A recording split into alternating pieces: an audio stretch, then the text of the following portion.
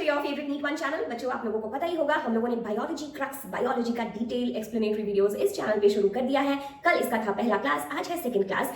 जिन जिन बच्चों ने कल का क्लास नहीं अटेंड किया है, फटाफट से जाके वो क्लास पहले देख लो, then come back to this class. और अगर आपने कल का क्लास देख लिया है, this video is for you. But before we begin, फटाफट से कर लेते हैं थोड़ा सा रिविजन। सो रिविजन में सबसे इंपॉर्टेंट चीज जो हम लोगों ने लास्ट क्लास में पढ़ी थी, वो था about different parts of a prokaryotic cell. ये हम लोगों ने एक रफ स्केच बनाया था जिसमें हम लोगों ने अलग अलग पार्ट्स के बारे में डिस्कस किया था, राइट। फटाफट से क्या हम लोग रिवाइज कर लें इसको।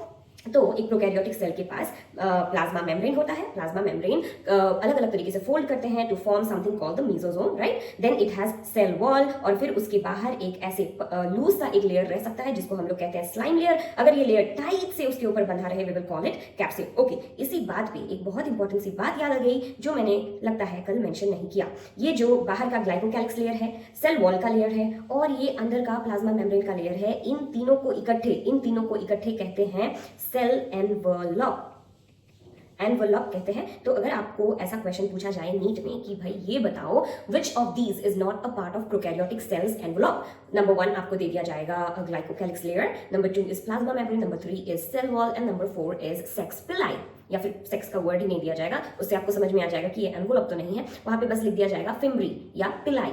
तो आपको चूज करना पड़ेगा इनमें से कौन सा एनवलप है। तो ये सारे शब्द भी जानना बहुत ज्यादा जरूरी है। आपको पूरा का पूरा प्रोकैरियोटिक सेल तो पता हो गया, पर आपको ये नहीं पता है कि कौन कौन सा पार्ट को इकट्ठे हम लोग एनवलप कहते हैं, ठीक है। तो ये था अलग अलग parts of a prokaryotic cell. We discussed about its locomotory part which is the flagella, cilia. फिर ये है इनका पिलाई जिससे कॉन्जुगेशन होता है, प्लाज्मिड निकल के पिलाई से बाहर आके कोई दूसरे बैक्टीरियल सेल के अंदर घुसता है, राइट। उसके अलावा उनके बॉडी में ऐसे लंबे से फिम्ब्री होते हैं जो हेल्प करते हैं इनको किसी भी सबस्ट्रेटम में अपने आप को पकड़ के रखने के लिए, है ना। तो उसके अलावा इनके पास एक ही जो डीएनए के स्ट्रैंड होते हैं बहुत सारे राइबोसोम से ट्रांसलेट करते हैं, इसीलिए इसको कहा जाता है पॉलीराइबोसोम या पॉलीजोम, ठीक है। ये सारे इंपॉर्टेंट पॉइंट्स थे इन अ प्रोकैरियोटिक सेल। तो अगर आपको कोई बोले प्रोकैरियोटिक सेल, तो आपके दिमाग में ये पिक्चर आना चाहिए कि ये मोटा मोटा ऐसा सा दिखेगा प्रोकैरियोटिक सेल, ठीक है। आगे बढ़ते हैं बच्चों। मैंने दिखाया था आप लोगों को कि अगर आप एक किताब में इमेज देखोगे तो वो सुंदर सा इमेज होगा। आपकी मैम को इतना सुंदर ड्राइंग तो नहीं आता, बट किताब में the same drawing would look like this. It's a bacterial cell with a flagella, ठीक है। आगे बढ़ें।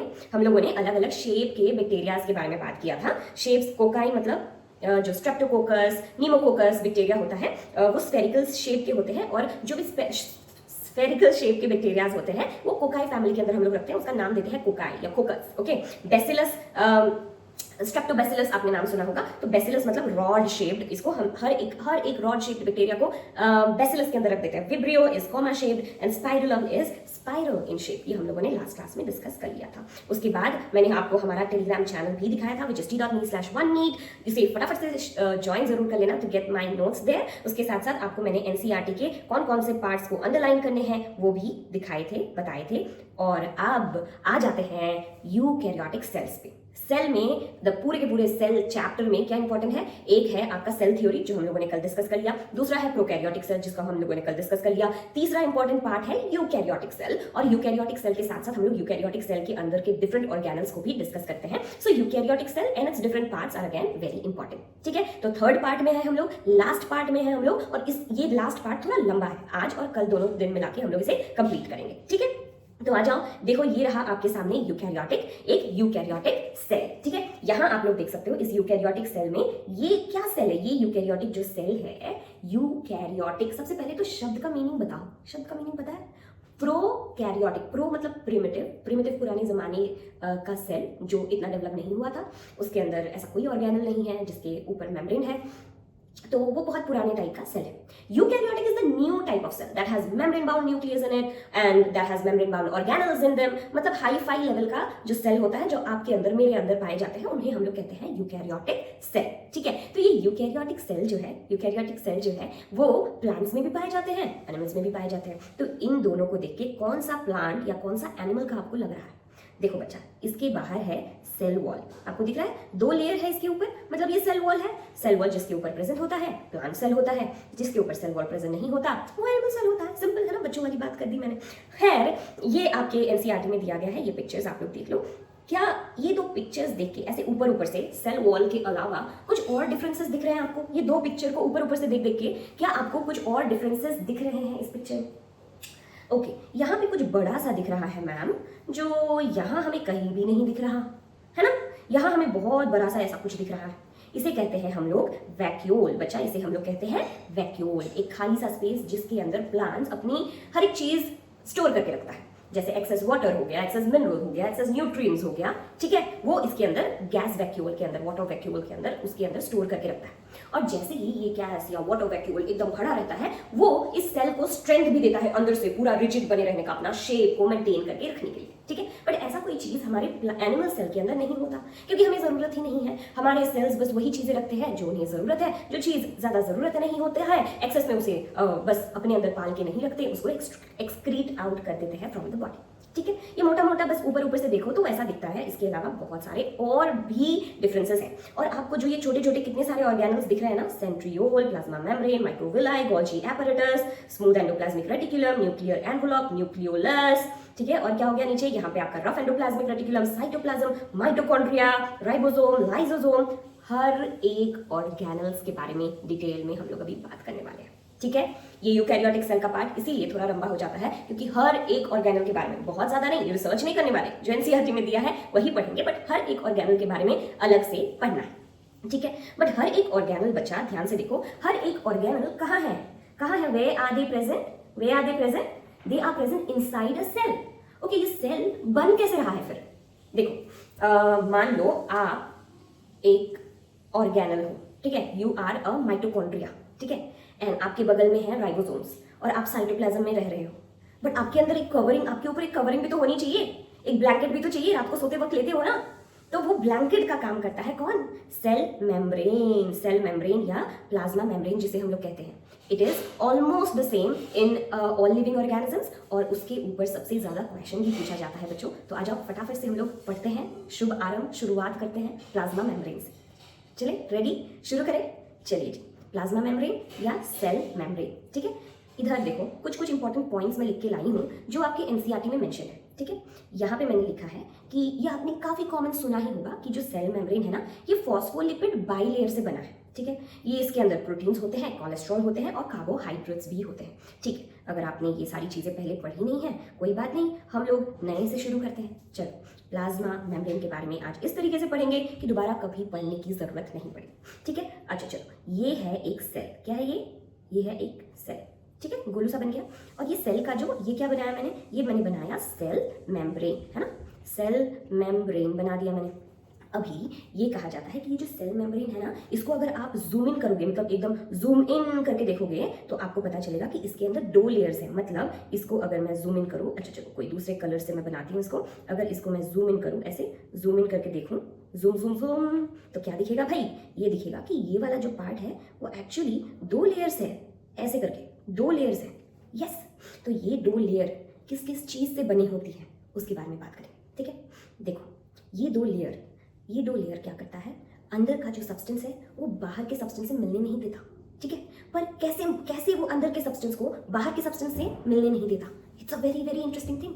देखो, आप लोग सांस लेते हो तो क्या होता है, जो सेल के अंदर, मान लो ये है सेल के अंदर बनता है कार्बन डाइऑक्साइड वो निकाल फेंकता है, और जो ऑक्सीजन है वो सेल अपने अंदर ले लेता है ना। आप लोग खाना खाते हो, सारे न्यूट्रिएंट्स पेट में जाके अब्सॉर्ब होते हैं ब्लड में, ब्लड लेके जाता है उसको डिफरेंट सेल्स के पास, सेल से टिश्यूज के पास, और फाइनली सेल के अंदर जाता है। मतलब कि न्यूट्रिएंट्स भी सेल के अंदर जाता है, ठीक है। अभी मैम आपने कहा कि ये जो सेल मेम्ब्रेन है वो बाहर की चीज और अंदर की चीज को मिक्स नहीं होने देता, और अभी आप कह रहे हो कि यहाँ पे कार्बन डाइऑक्साइड अंदर घुसता है, कार्बन डाइऑक्साइड बाहर निकलता है, ऑक्सीजन अंदर घुसता है, न्यूट्रिएंट्स अंदर घुसता है, ये क्या मामला है। वेल, हमारा जो प्लाज्मा मेम्ब्रेन है वो सिलेक्टिवली परमिएबल है, इसको हम लोग कहते हैं सिलेक्टिवली परमिएबल, ठीक है। परमिएबल का मतलब क्या है, परमिएबल का मतलब ये है कि ये अलाउ करता है for substances to pass through it but it selects it, ठीक है।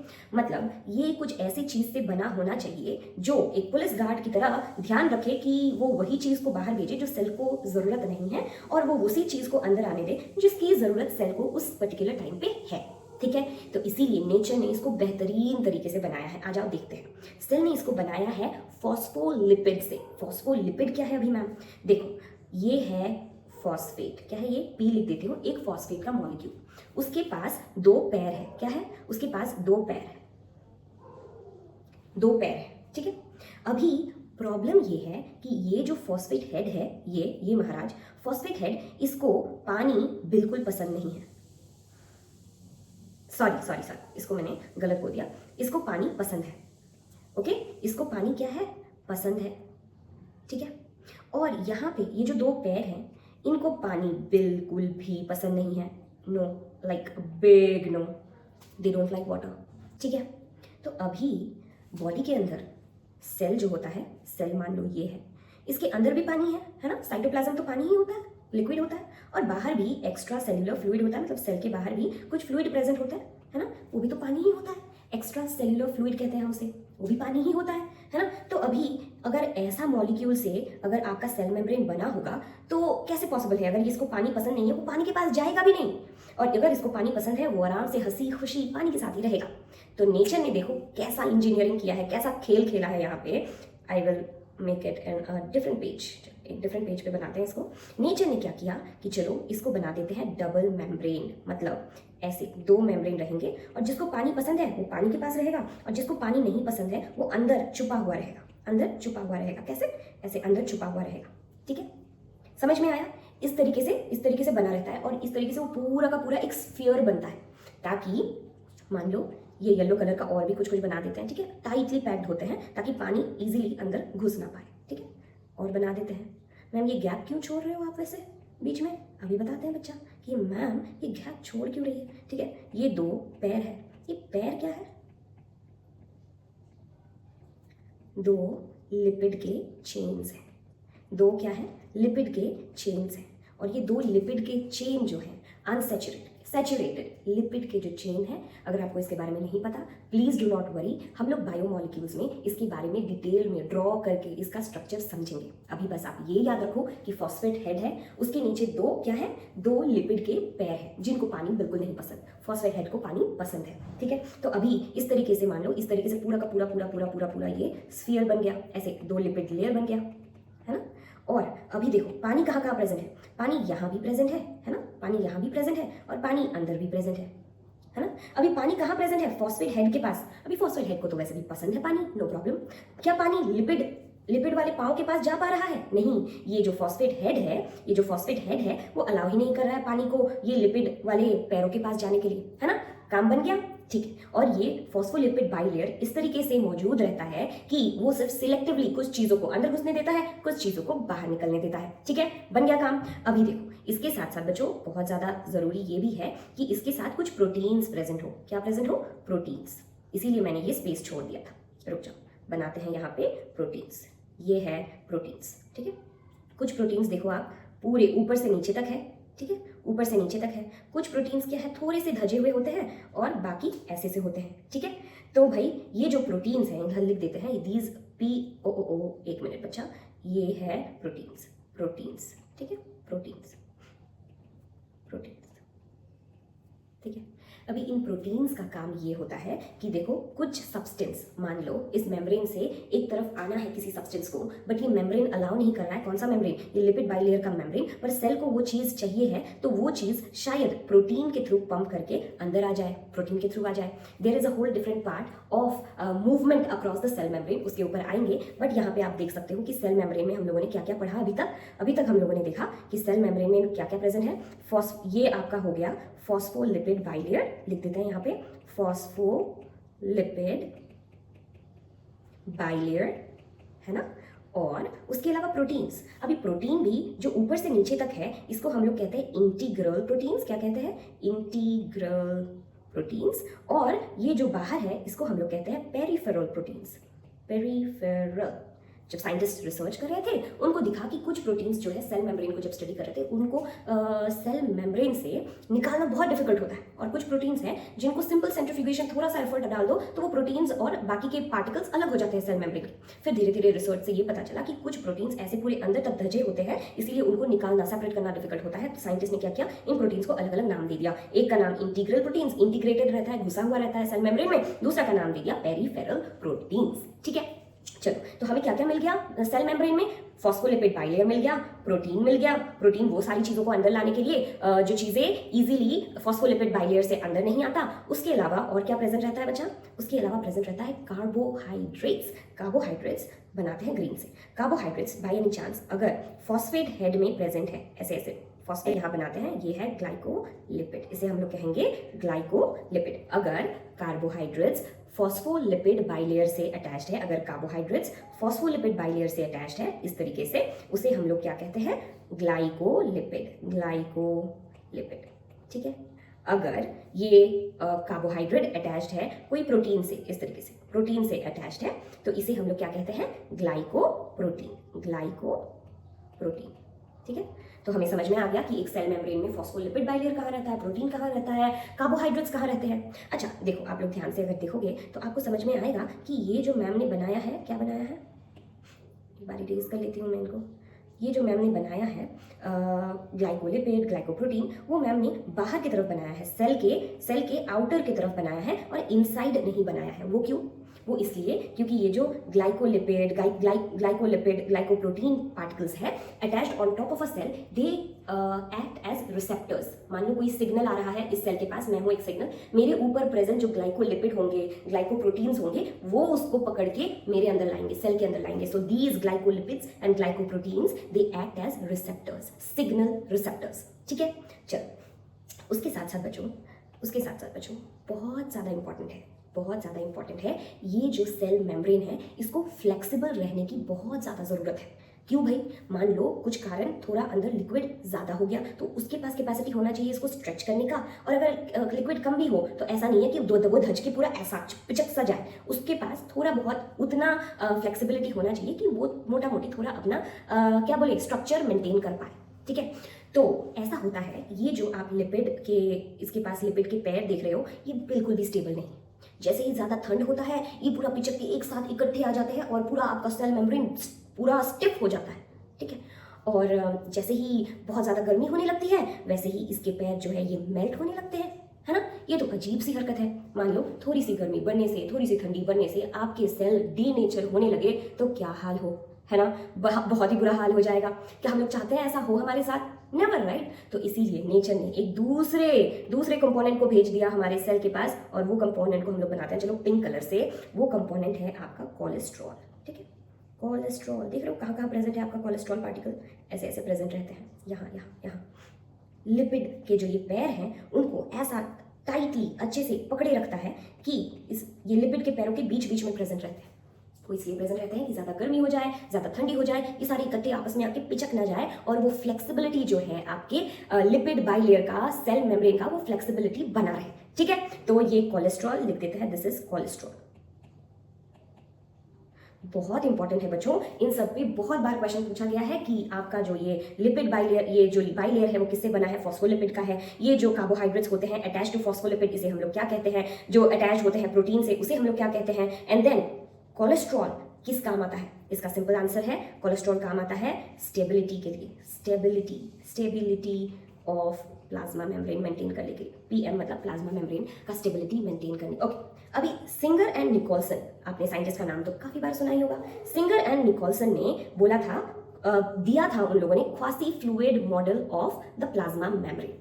Quasi fluid model of plasma membrane कब? 1970 में दिया था उन लोगों ने, सॉरी 1972 में दिया था उन लोगों ने, ठीक है। Quasi fluid model of plasma membrane, इसका मतलब ये है कि जैसे एक आइस, जैसे समुंदर का ये नहीं होता टॉप पार्ट, कैसे होता है? लाइक फ्लूइड, है ना। बिल्कुल उसी तरीके से आपका जो प्लाज्मा मेम्ब्रेन है वो भी फ्लूइडिक नेचर का होता है, it is not stiff, okay.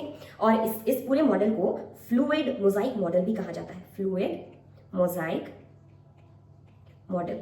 बहुत इंपॉर्टेंट है बच्चों, बहुत इंपॉर्टेंट इसलिए है क्योंकि इसके ऊपर क्वेश्चन पूछा जाता है। फ्लूइड मोजाइक का मतलब क्या है?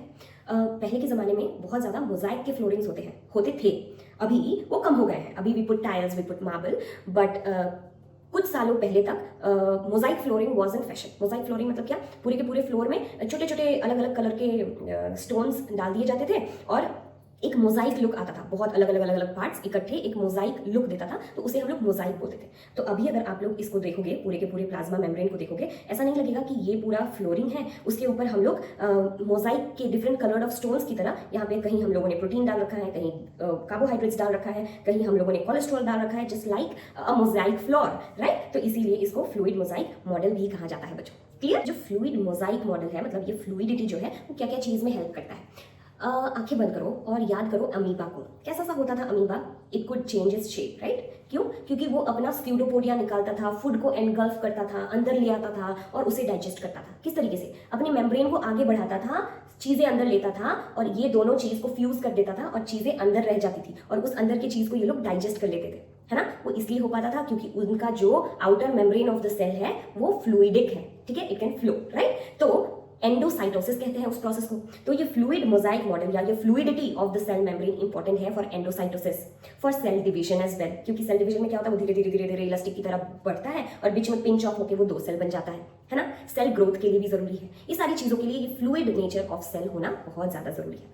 ओके, इसके साथ साथ एक और इंपॉर्टेंट चीज मैं ये बता दूं बच्चों कि ये जो फॉस्फोलिपिड है यही राजा है। हम लोग प्लाज्मा मेम्ब्रेन को फॉस्फोलिपिड बाइलेयर ही कहते हैं most of the time. We don't say protein, we don't say glycolipid और ग्लाइकोप्रोटीन, हम लोग फॉस्फोलिपिड बाइलेयर का नाम ही ज्यादातर लेते हैं। अब ये फॉस्फोलिपिड जो है, आपको मैंने और एक पेज में मैं दिखाती हूँ। ये जो फॉस्फोलिपिड का बाइलेयर है, मैंने क्या कहा था, ये 2 फॉस्फेट हेड है विच इज वाटर लविंग, है ना, और इसके 2 पैर हैं which is water not loving. दिल टूटा हुआ है, ठीक है, टूटा हुआ दिल बनाया है। ओके, तो ये वाटर हेटिंग या हाइड्रोफोबिक कहते हैं हम लोग इसको, ठीक है। तो इसीलिए जब भी कोई सब्सटेंस, मान लो water soluble substance, water soluble substance अंदर आने की कोशिश करता है, मतलब सेल के अंदर घुसने की कोशिश करता है, वो धीरे से यहाँ से तो आर पार मतलब होने का थोड़ा सा जुर्रत कर भी लेता है, बट यहाँ नहीं आ पाता because they repel water. What do they do? They repel water. तो जो भी वाटर सॉल्युबल चीजें हैं, वाटर लविंग चीजें हैं, वो सेल के अंदर इजीली नहीं आ पाता because of this because of the lipid, 2 lipid tails it has. But अगर वाटर नॉट वाटर लविंग या फिर लिपिड सॉल्युबल जिसे हम लोग कहते हैं, एक को बोलते हैं वाटर सॉल्युबल, दूसरे को हम लोग क्या कहते हैं, लिपिड सॉल्युबल अगर कोई चीज है तो वो इजीली इसके अंदर से होके सेल के अंदर आ सकता है बच्चों, ठीक है। ये चीज हम लोग और भी डिटेल में डिस्कस करेंगे जब हम लोग active and passive transport through cell membrane पढ़ेंगे अगले क्लास में। बट आज का जो ये क्लास रहा है, इसमें मैं आपको बता दूं, इसी पार्ट से एक क्वेश्चन पूछा गया है 2022 में। ये रहा क्वेश्चन आपके सामने।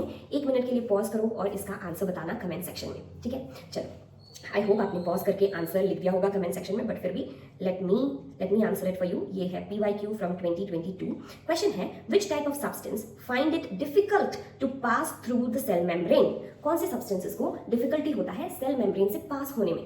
क्या हाइड्रोफोबिक मतलब water hating substance, hydrophilic water loving substance, both, lipid soluble substance? तो भाई क्वेश्चन में पूछा गया है which of them find it difficult, किसको डिफिकल्टी होता है पार होने में? ऑब्वियसली वाटर सॉल्युबल को डिफिकल्टी होगा, वाटर सॉल्युबल या फिर water loving, that means hydrophilic मतलब वाटर लविंग सब्सटेंसेस को डिफिकल्टी होगा to cross through plasma membrane, we just discussed in our previous slide, ठीक है ना। चलो जी, ये पार्ट का आई होप आज आप लोग फटाफट से नोट्स बना लोगे। कल हम लोग शुरू करेंगे इसके बाकी का part with different organelles. Very important part है, बहुत सारे क्वेश्चंस वहां से पूछा जाता है और इसके साथ हम लोग कल NCERT के हाइलाइट्स भी करेंगे एंड इफ टाइम परमिट्स हम लोग बहुत सारे क्वेश्चन भी प्रैक्टिस करेंगे। Otherwise I was thinking of taking a different class for the question practice, जिसके बारे में मैंने फर्स्ट क्लास में ही अनाउंस किया था, राइट। कुछ भी डाउट हो, कुछ भी कंफ्यूजन हो, कुछ भी समझ में नहीं आ रहा हो, please feel free to write down in the comment section. इसके साथ साथ हमारा जो टेलीग्राम चैनल है t.me/1NEET, उसे भी फटाफट से ज्वाइन कर लेना to get all these notes as a PDF, जहां से आप लोग कोई पॉइंट्स इधर उधर अगर मिस भी कर दिए हो, ये दोबारा वीडियो देखना नहीं पड़ेगा, आपको हमारे PDF से वो पॉइंट पता चल जाएगा, ठीक है बच्चा। कुछ भी डाउट, कुछ भी confusion, feel free to write down in the comment section. See you in the next biology class. Till then please take care of yourself. Bye bye.